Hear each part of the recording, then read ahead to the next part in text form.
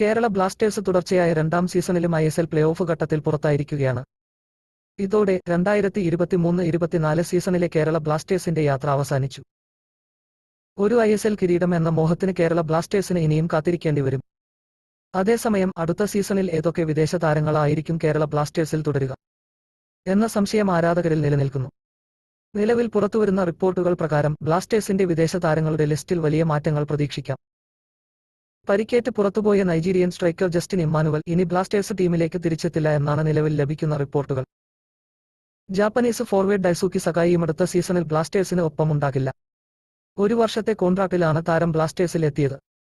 ലൂണയുടെ പകരക്കാരനായി എത്തിയ ഫെഡർ സെർണിച്ചും ബ്ലാസ്റ്റേഴ്സിൽ തുടരില്ല. ഏറ്റവും ഒടുവിൽ പുറത്തുവരുന്ന റിപ്പോർട്ടുകൾ പ്രകാരം ബ്ലാസ്റ്റേഴ്സ് മുന്നോട്ടുവെച്ച കോൺട്രാക്ട് റിന്യൂവൽ ഓഫർ അംഗീകരിക്കാൻ ബ്ലാസ്റ്റേഴ്സിന്റെ ഗ്രീക്ക് സ്ട്രൈക്കറും സീസണിലെ ടോപ്പ് സ്കോററുമായ ഡിമിത്രിയോസ് ഡയമൻകോസ് താൽപര്യം പ്രകടിപ്പിച്ചിട്ടില്ല. കേരള ബ്ലാസ്റ്റേഴ്സിന്റെ ക്രൊയേഷ്യൻ സെന്റർ ബാക്ക് മാർക്കോ ലെസ്കോവികും ടീം വിടാനാണ് സാധ്യത.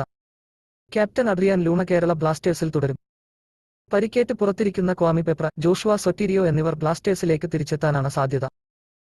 കേരള ബ്ലാസ്റ്റേഴ്സിന്റെ മോണ്ടിനെഗ്രോ സെന്റർ ബാക്ക് മിലോസ് ഡ്രിൻസിക്കിന്റെ ഭാവിയുമായി ബന്ധപ്പെട്ട റിപ്പോർട്ടുകൾ ഒന്നും തന്നെ ഇതുവരെ വന്നിട്ടില്ല.